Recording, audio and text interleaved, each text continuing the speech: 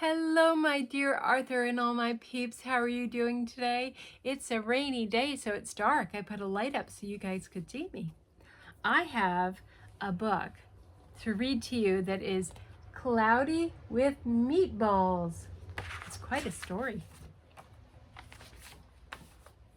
We were all sitting around the big kitchen table. It was Saturday morning, pancake morning. Mom was making orange juice. Henry and I were betting on how many pancakes we could eat, and Grandpa, well, he was flipping the pancakes.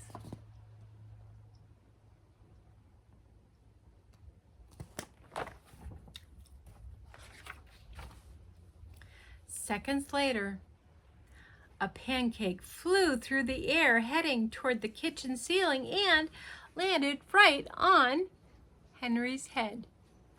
We all laughed, even Grandpa. All of the other pancakes landed in the pan. We ate all of them, even the one that had landed on Henry.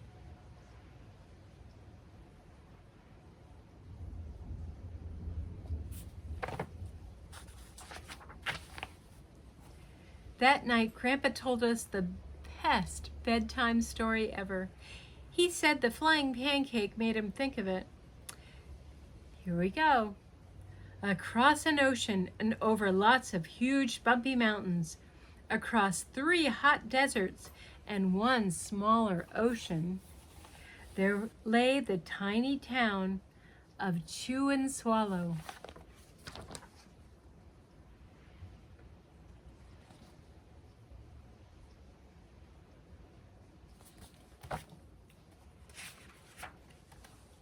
In most ways, it was like any other tiny town. It had a main street, stores, houses, trees, gardens, a schoolhouse, about 300 people, and some cats and dogs. But there was no food stores in the town of Chewandswallow. They didn't need any. The only thing that was really different about Chewandswallow was the weather. It came 3 times a day.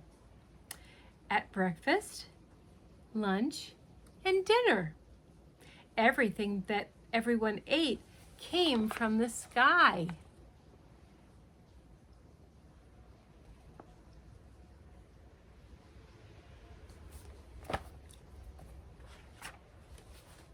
It never rained. It never snowed, snow. And it never blew just wind. It rained things like soup and juice.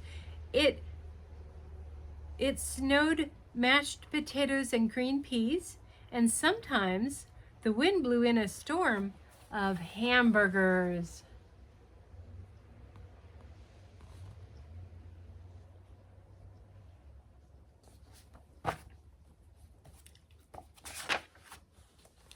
Every morning, the people watched the weather report on TV to find out what they would eat that day. They would even hear a prediction for the next day's food. When the townspeople went outside, they carried their plates, cups, glasses, forks, spoons, knives, and napkins with them. That way they would always be ready for any kind of weather. If there were leftovers, the people took them home and put them in their refrigerators in case they got hungry in between meals.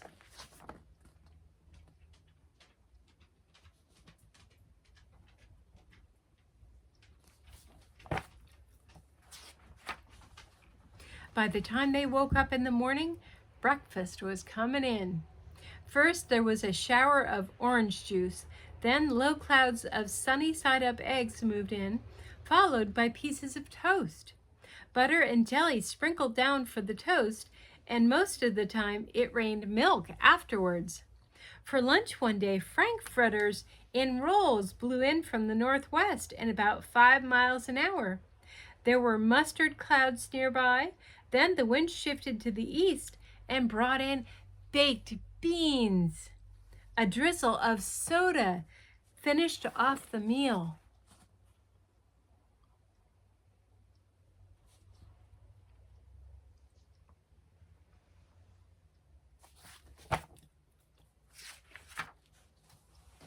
For dinner one night, there were lamb chops, becoming heavy at times with occasional ketchup.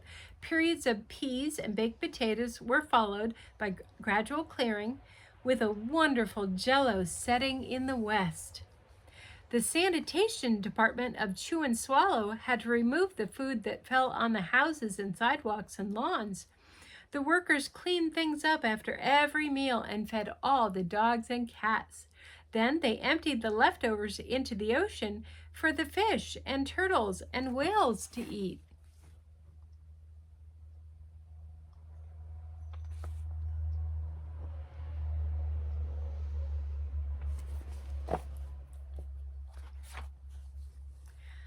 Life for the townspeople was delicious until the weather took a turn for the worst.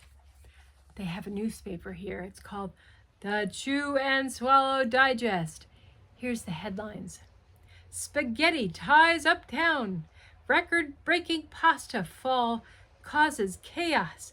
Traffic snarled on Lower Intestine Street. One day there was nothing but gorgonzola cheese all day. The next day there was only broccoli, all overcooked. And the next day there were Brussels sprouts and peanut butter with mayonnaise. And another day there was pea soup fog. No one could see where they were going, and they could barely find the rest of the meal that got stuck in the fog.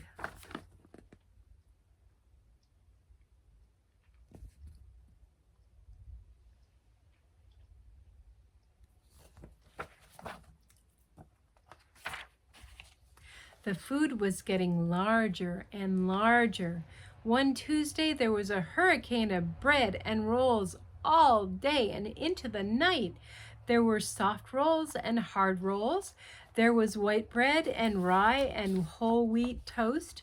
No one had ever seen such big slices of bread or such large rolls before. It was a terrible day. Everyone had to stay indoors. The mess took the sanitation workers 4 days to clean up, and the sea was full of floating rolls. To help out, people piled as much bread as they could in their backyards. It stayed there and got very hard and very stale.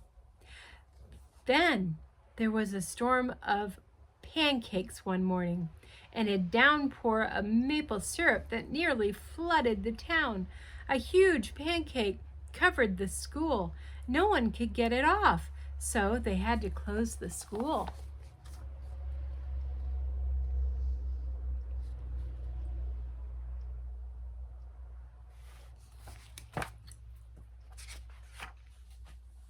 Lunch one day brought 15-inch drifts of cream, cheese, and jelly sandwiches. Everyone ate themselves sick, and the day ended with a stomach ache.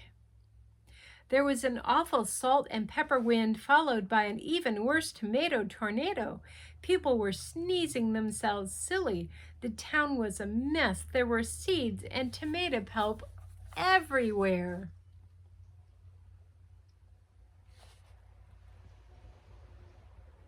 Everybody got caught up in the tomato tornado.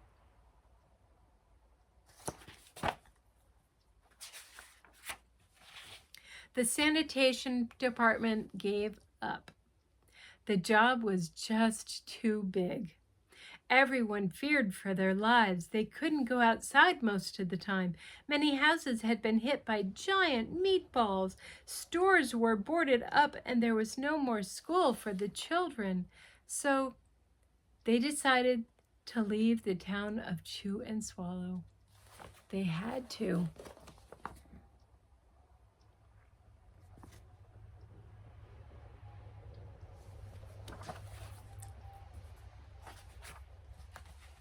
The people made rafts out of the giant pieces of stale bread glued together with peanut butter, and they set sail for a new land.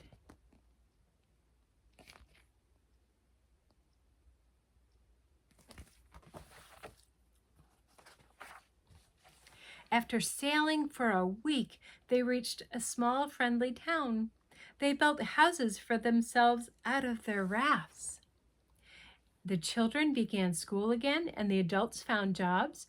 The biggest change they had to make was getting used to buying their food at a supermarket. Nothing came down from the sky except rain and snow. The clouds above their heads were not made of fried eggs. No one ever got hit by a hamburger again. And nobody dared to go back to Chewandswallow to find out what had happened to it. They were too afraid. Henry and I were awake until the very end of Grandpa's story. I remember his goodnight kiss.